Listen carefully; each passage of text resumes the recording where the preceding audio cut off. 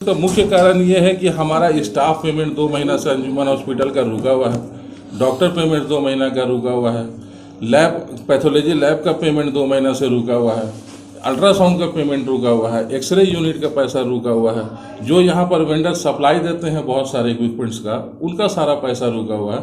ये सब पैसा रिलीज़ नहीं हो रहा है, सिर्फ ईगो का लड़ाई चल रहा है, नई कमेटी पुरानी कमेटी के वजह से।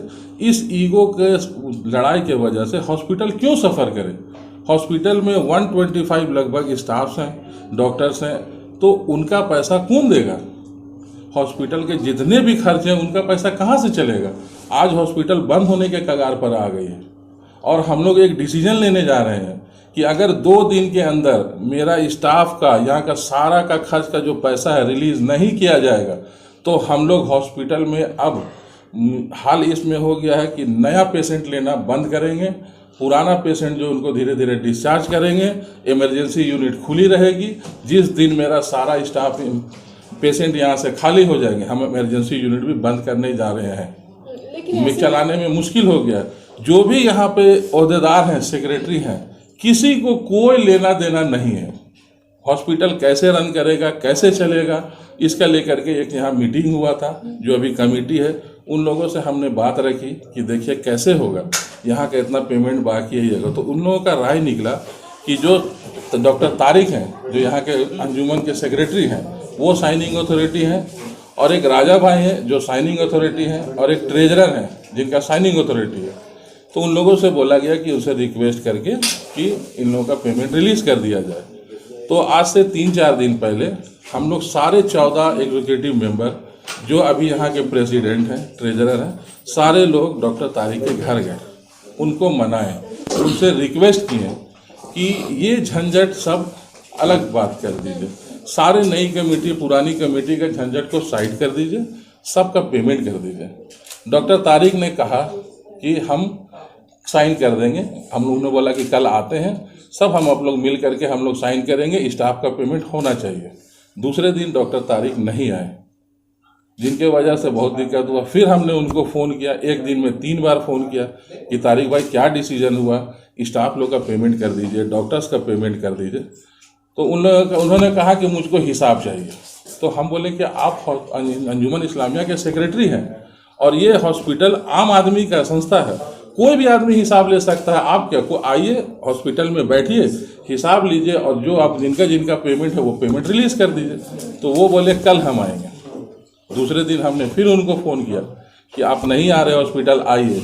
तो उन्होंने कहा कि कन्वीनर जो राजा भाई हैं हम उनसे बात करके बताते हैं।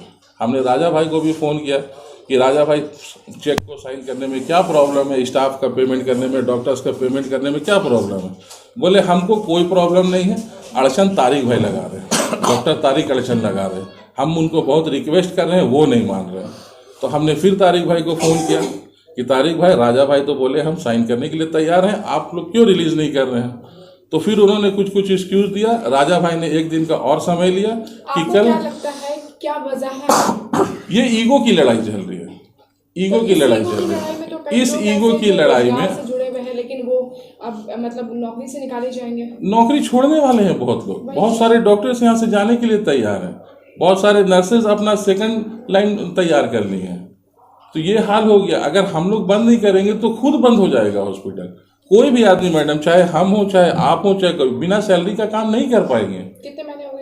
अभी 2 महीना हो गया और अभी इस महीने का भी कोई उपाय नहीं है कि पेमेंट होगा कि नहीं होगा। अच्छा, अगर सैलरी नहीं मिलती तो आगे आप लोग क्या करेंगे? सैलरी नहीं मिलती तो मेरा उपाय है कि हम लोग सारे लोग जो एग्जीक्यूटिव मेंबर हैं, फ्राइडे के दिन हम लोगों का मस्जिद में बहुत भीड़ होती है, हम लोग चादर लेकर के चंदा में उतर जाएंगे कि हॉस्पिटल को बचा लीजिए, चंदा कीजिए। नहीं होगा तो फिर वही आपको उपाय बताएं कि हम लोग सबसे पहले नए पेशेंट लेना बंद करेंगे, धीरे धीरे यहाँ जो पेशेंट एडमिट है उनको डिस्चार्ज करेंगे, इमरजेंसी यूनिट चालू रहेगी, ओपीडी चालू रहेगी। जिस दिन ये पेशेंट रिलीज हो जाएंगे, ओपीडी इमरजेंसी भी बंद। इसके अलावा कोई उपाय हम लोग के पास नहीं है। डॉक्टर तारिक की जो है आप बोले एक्सक्यूज कुछ दे रहे हैं, क्या कुछ एक्सक्यूज दिया उन्होंने? अब एक चीज़ सुन लीजिए, डॉक्टर तारिक जो है उनकी ईमानदारी में, उनकी प्रतिष्ठा में मेरा कोई सवाल खड़ा नहीं करते हैं और वो हम उनको ईमानदारी में ज़रा सा शक भी नहीं करते हैं। उनको ईगो बहुत है, मैं अपना पर्सनल राय दे रहा हूँ कि इनको ईगो बहुत है। जब हम लोग सारे लोग यहाँ पर गए, उनसे बात किए, कुछ लोगों ने उनसे माफ़ी तक मांगा। इवन कौन कौन लोग गए हम वो भी बता सकते हैं। यहाँ के जो प्रेसिडेंट है वो गए, ट्रेजरर हैं वो गए, नई कमेटी के जो सेक्रेटरी है वो गए, पूर्व पार्षद असलम है वो गए, बाकी हम लोग के 14 एग्जीक्यूटिव मेंबर है, सारे लोग हैं। सारे लोगों ने उनसे माफ़ी मांगा, बात किया, समझाया, वो तैयार हो गए कि देंगे। लेकिन पता नहीं वो अपना राय मशवरा किन लोगों से लेते हैं, उसके बाद वो इनकार करते हैं। इसमें सदर साहब से बात हुई थी इसको लेकर, इसमें इस मुद्दे को लेकर सदर साहब को जब ने हम बात रखा तो सदर साहब ने इस बात को एक्सेप्ट किया कि हाँ, जब तक तारिक फंड रिलीज नहीं करेगा पेमेंट नहीं होगा। सदर साहब यहाँ से खुद उठ करके डॉक्टर तारिक के घर गए, उनके जा करके उनको मनाए। आज के डेट में मेरा 1,41,45,000 रुपया बकाया है हॉस्पिटल में। अगर ये पैसा नहीं मिलेगा तो हमको चलाना बहुत मुश्किल हो जाएगा। डॉक्टर्स का क्या कहना है इसमें? देखिए, अच्छा सवाल किया आपको। इसमें स्टाफ और डॉक्टर्स को इस राजनीति से बिल्कुल दूर रखा जाता है और हम लोग हमेशा रखते हैं। लेकिन डॉक्टर तारिक ने एक और गलती कर दिया जो कि उनको नहीं करना चाहिए था, कि पर्सनली वो डॉक्टर्स लोग को मैसेज कर रहे हैं और डॉक्टर्स लोग को इस राजनीति में इन्वॉल्व कर रहे हैं कि हम लोग ऐसा है। तो डॉक्टर्स और स्टाफ को हमेशा राजनीति से दूर रखना चाहिए। और वो मैसेज कर रहे हैं और डॉक्टर लोग को कुछ बतला रहे हैं कि हम लोग जेन्युइन कमेटी है, नई कमेटी फर्जी है। डॉक्टर और स्टाफ को इसमें क्या लेना देना है कि कौन कमेटी जेन्युइन है, कौन फर्जी है? अगर डॉक्टर तारिक का कहना है कि नई कमेटी फर्जी है तो फर्जी है, तो ये बात कौन प्रूव करेगा? कोर्ट प्रूव करेगा। आप FIR करते हैं, कोर्ट चले जाते हैं। घर में बैठे रहने से तो इंसाफ नहीं मिलता है। आप कहीं जाते भी नहीं हैं, घर में बैठ के बोलते हैं कि नई कमेटी फर्जी है।